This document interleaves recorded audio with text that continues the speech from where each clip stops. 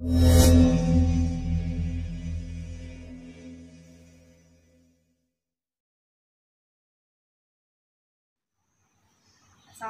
warahmatullahi wabarakatuh. Selamat siang dan salam sejahtera buat kita semua. Kesempatan kali ini kita akan melanjutkan prosedur yang berhubungan dengan gangguan oksigenasi.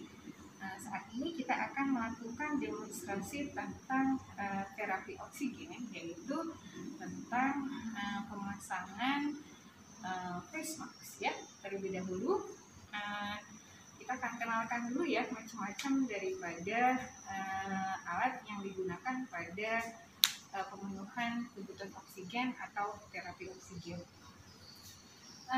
Ada beberapa jenis untuk alat yang digunakan pada pemenuhan kebutuhan oksigen. Ini adalah sering kita sebut dengan nasal kanul ya. Jadi nasal ini ada semacam kateter ya, yang bagian ini merupakan bagian yang nanti akan kita masukkan ke hidung ya. Ini kurang lebih panjangnya sekitar 0,6 sampai dengan 1,3 mm ya. Ini adalah selang penghubung ya, yang nanti untuk kita mengatur panjang dan pendeknya.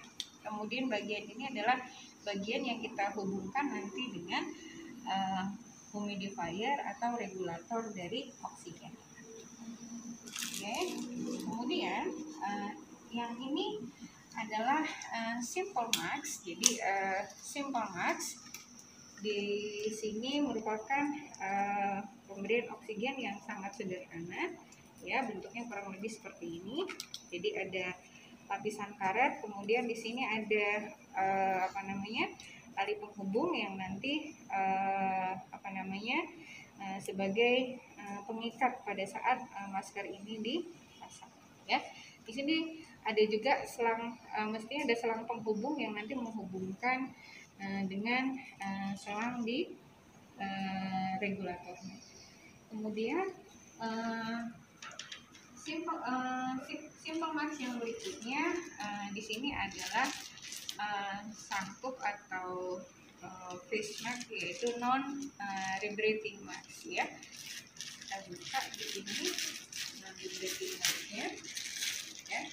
Jadi non rebreathing mask ini biasanya digunakan pada kondisi pasien hipoksia sedang dan berat ya, yang biasanya saturasi oksigen di oximetri biasanya mencapai 90 sampai dengan 95%. Bedanya dengan non rebreathing mask dengan rebreathing mask, di non rebreathing mask sini ada beberapa valve ya, atau beberapa katup yang nanti akan memisahkan antara O2 dan CO2 ya.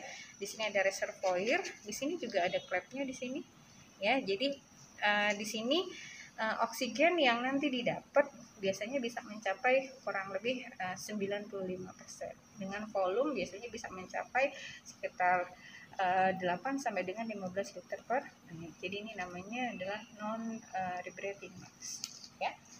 Kemudian yang ini ya, ini kita sebut dengan yang namanya rebreathing mask ya. Jadi rebreath berarti masih ada kemungkinan pertukaran antara O2 dan CO2. Di sini tidak ada klep ya. Jadi perbedaan antara rebreath dan non rebreath di sini ada pada klepnya. Jadi kemungkinan masih ada pertukaran O2 dan CO2 yang terjadi di sini, di mana fokus CO2 akan lebih tinggi. Jadi kontraindikasi dari penggunaan rebreathing mask ini pada pasien-pasien yang nilai PCO2-nya tinggi, biasanya tidak dianjurkan ya menggunakan rebreathing mask. Dan lebih pas lagi apabila koreksi ini dilihat daripada nilai analisis gas darah ya. Baik,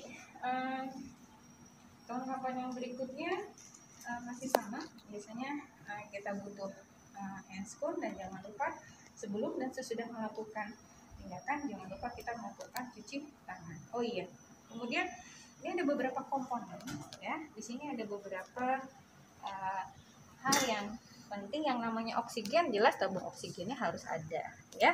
Ini namanya tabung oksigen ya. Ini regulator yang ini biasanya menggambarkan oksigen ini isinya berapa, volumenya berapa, ya.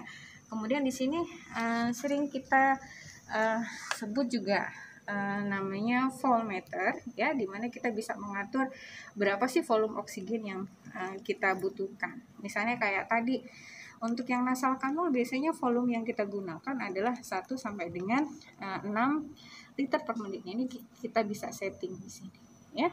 Kemudian di sini adalah botol humidifier.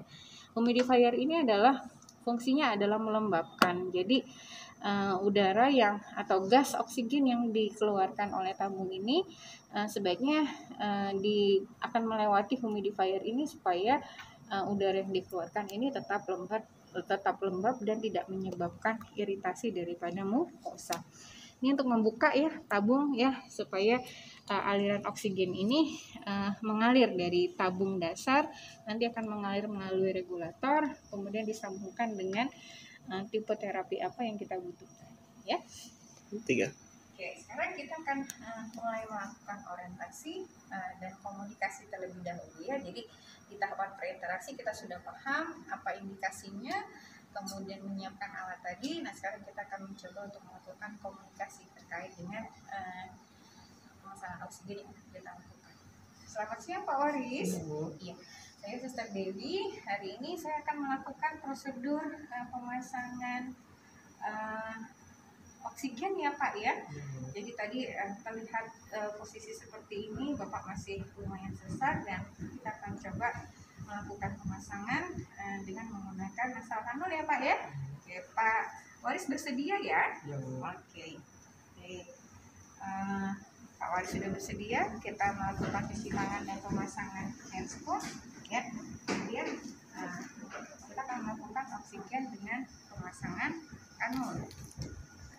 Oke, maskernya bisa dibuka dulu Pak. Oke. Yang pertama harus kita lakukan, pastikan bahwasanya pasien sudah diposisikan dengan posisi yang polar dan semi polar untuk tadi membantu proses ventilasi. Kemudian hal yang berikutnya adalah kita sambungkan ya, kita sambungkan ini dengan tadi reservoir tadi ya. Kemudian kita buka outletnya ya. Untuk yang nasal kanul biasanya volume maksimal yang kita berikan mencapai 6 liter per menit. Kenapa tidak boleh lebih? Karena oksigen yang terdelivery hanya sedikit, sehingga maksimal volume yang diberikan hanya sampai 6 liter per ya. Kemudian kita pasangkan ini ya ke pasien. Pak, maaf ya Pak ya. Oke, Bapak santai aja.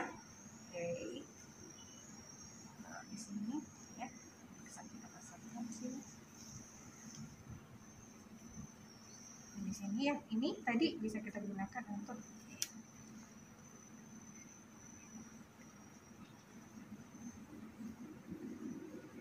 Pak Waris, nyaman ya Pak?